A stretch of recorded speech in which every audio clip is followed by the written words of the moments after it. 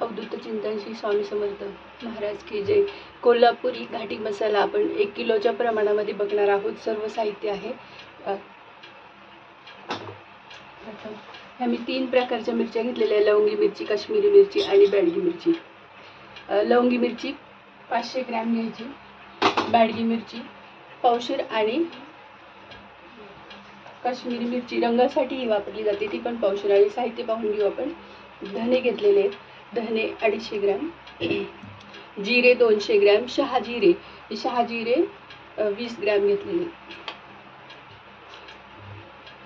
तीळ पांढरे तीळ हे पण 200 ग्रॅम घेतलेले आहे। आणि बाकी साहित्य आपण बघणार आहोत। मोहरी 50 ग्रॅम आहे, मोहरी 50 ग्रॅम, मेथी 30 ग्रॅम, साहित्य लिहून घ्या 30 ग्रॅम, नागकेशर 10 ग्रॅम, तीळ 200 ग्रॅम, बडीशेप 50 ग्रॅम, खसखस 50 ग्रॅम, चक्री फूल 30 ग्रॅम, चक्री फूल हे 30 ग्रॅम। हे मसाले सर्व तुम्ही शुद्ध आणि चांगले प्रतीचे क्वालिटीचे, चांगल्या क्वालिटीचे घ्या की आपला, जेणेकरून मसाला जास्त दिवस टिकेल आणि त्याचा रंगही चांगला राहील। लवंग 50 ग्रॅम, मिरी 50 ग्रॅम, वेलची हिरवी वेलची 50 ग्रॅम, काळी वेलची म्हणजे मसाला वेलची पण 50 ग्रॅम घ्यायची आहे। मसाला वेलची ही सुद्धा 50 ग्रॅम घ्यायची आहे।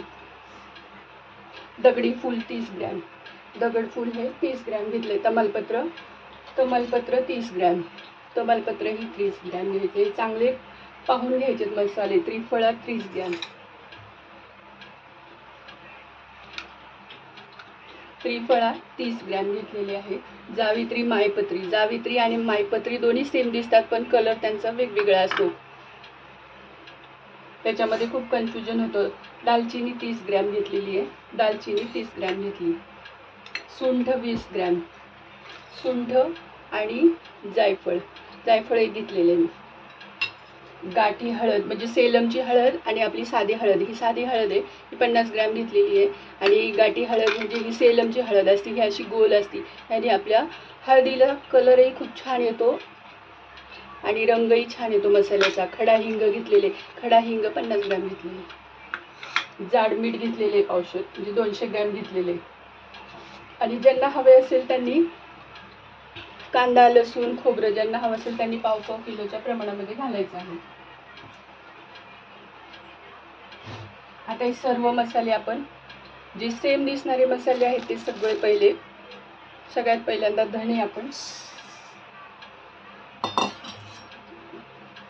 धने एकदम चांगले 1-2-3 मिनिटं त्याचा वास छान येईपर्यंत आपण त्याला परतून घ्यायचं।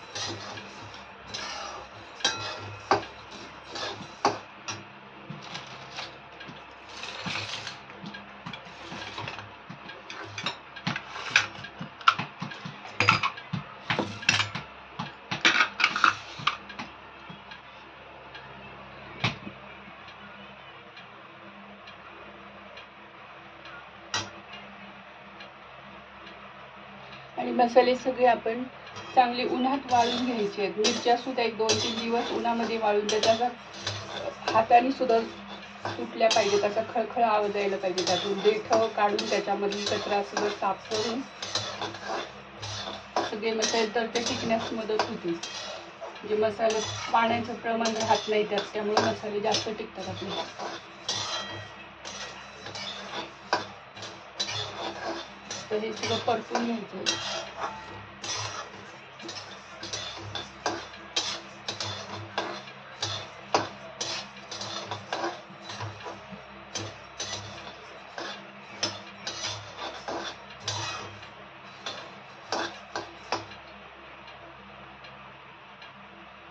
जसजसे मसाले भाजत येतील त्यांचा वासही, सुगंध छान येतो मसाल्यांचा। धने भाजल्यावर धण्याचा वास येतो।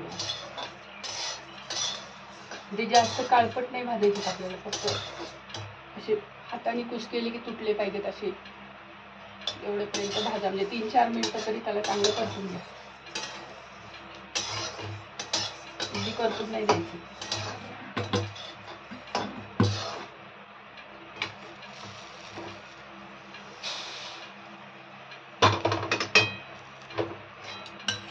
झाल्यावरती तीळ,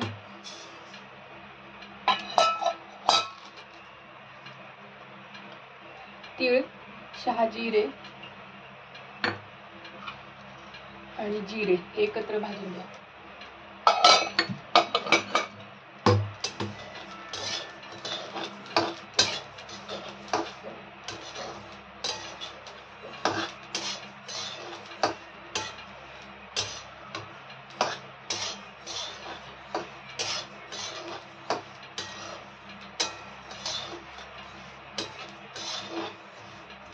तीळ अशी उडायला लागतात त्यावेळेस समजून जा की ते भाजलेले आहे. पॉपअप होतात ना ज्या वेळेला उडतात.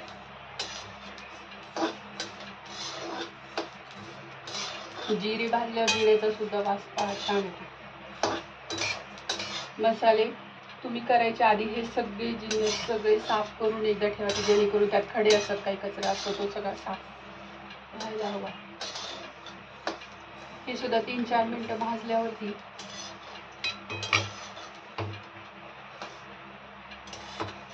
चांगलं भाजून घ्या. 3-4 मिनिटं मंद आचेवरती.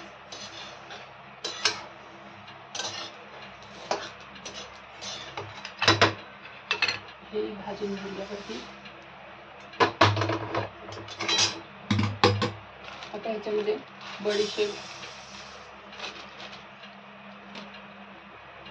बडीशेप, मोहरी आणि मेथी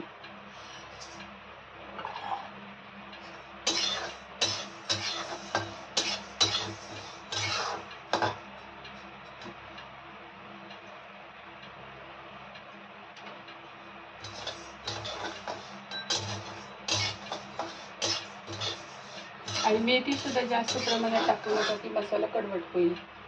जास्त टाकली तर जेवढं 1 किलोला प्रमाण आहे तेवढंच घ्या.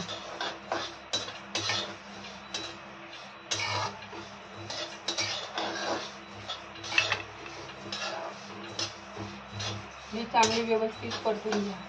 परतल्यानंतर त्याच्या वासानेच तुम्हाला कळेल की ते परतून झालेलं आहे.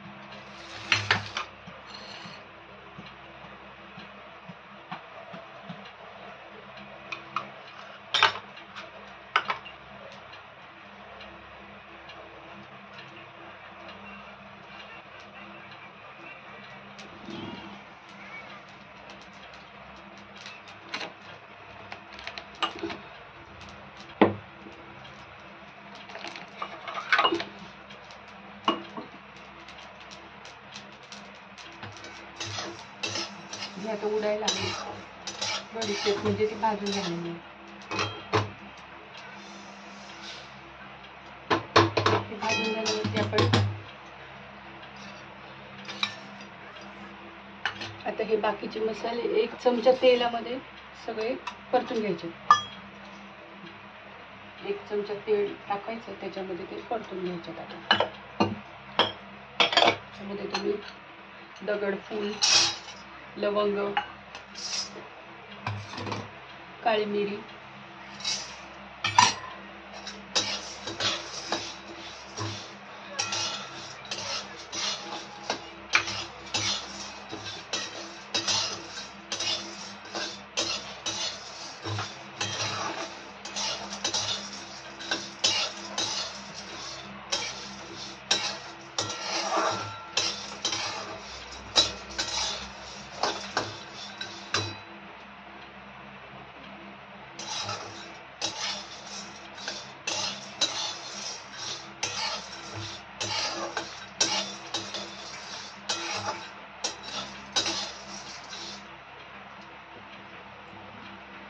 हे सुद्धा तुम्ही 3 ते 4 मिनिटाचे जरा भाजून घ्या की त्याचा रंग आणि स्वाद दोन्ही टिकून राहील.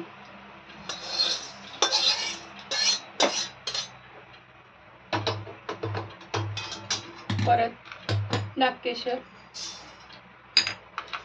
त्रिफळा, मायपत्री, जायपत्री,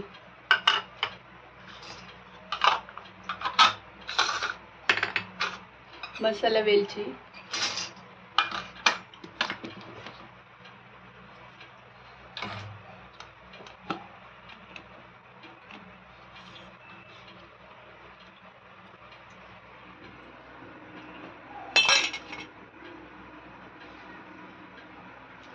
हिरवी वेलची,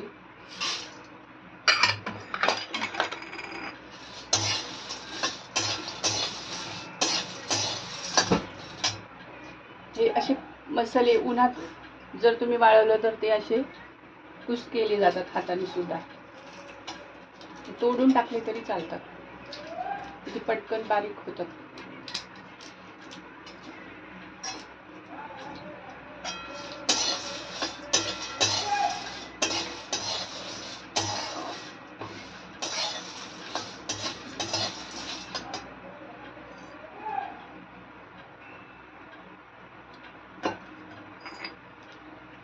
एक चमचा तेल टाकायचं मध्ये पण.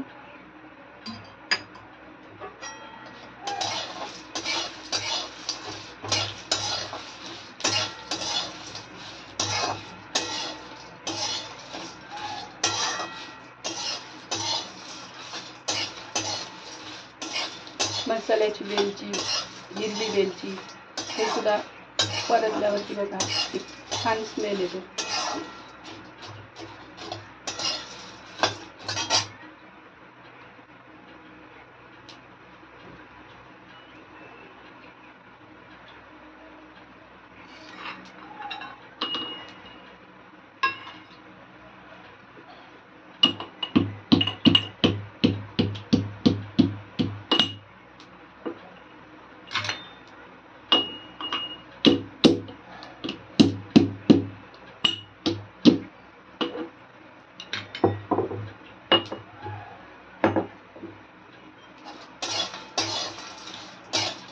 आणि सारखं ढवळत राहायचं की ते मसाले खाली करपून नाही द्यायचे आपल्याला, अगदी काळे नाही करायचे त्यांना, फक्त त्यांना असं परतून घ्यायचं 3 ते 4 मिनिटं,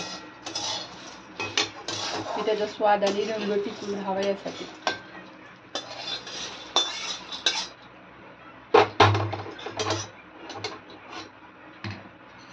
दालचिनी,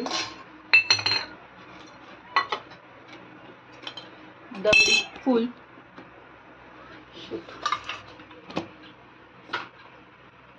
दगडफूल आणि तमालपत्र, सगळं असं तमालपत्र हे सगळं भाजून घ्यायचं परतून.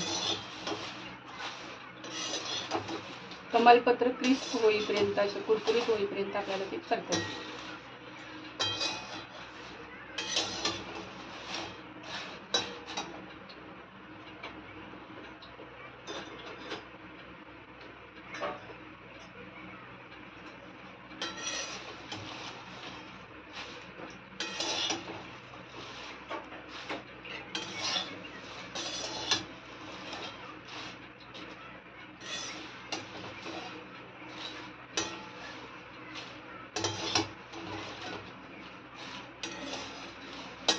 तमालपत्र सुद्धा बघा कुरकुरीत होतं, लगेच तुटतं ते असं. एवढंच परतायचे त्याला, अगदी काळं नाही करायचे त्याला.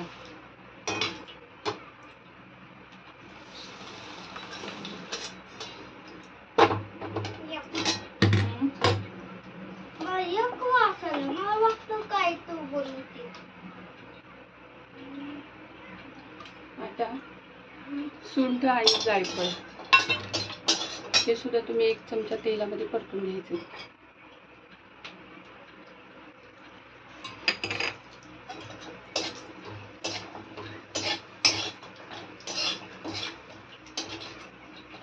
याच्यामध्ये हिंग,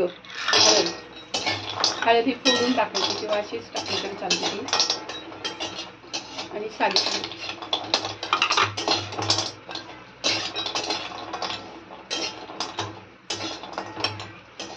हे सगळ्यात शेवटी परतायचं. हिंग आणि हळद, ते तेल सगळं पिवळं होतं, व्यवस्थित परतलं जातं.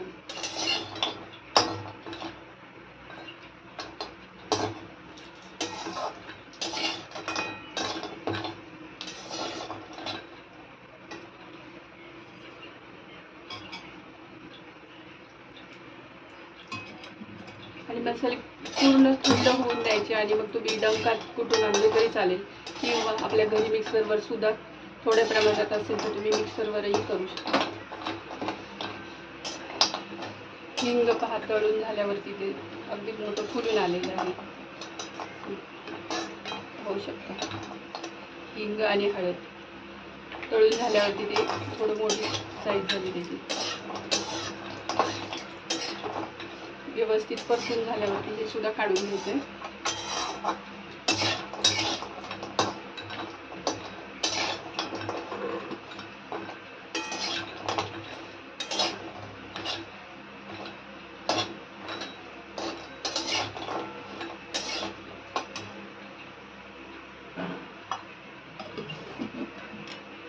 डंकात कुटायला देताना खडे मीठ द्यायचं आणि तेलही द्यायचं थोडं. ते किती व्यवस्थित चाळून वगैरे देतात आपल्याला मसाले करून. आणि तुम्ही घरी करणार असेल तरी घरी मिक्सरमध्ये हे जे आहेत हळकुंड, हिंग आणि जायफळ, सुंठ हे थोडं पहिलं कुटून घ्यायचं आणि मग मिक्सरमध्ये टाकायचं.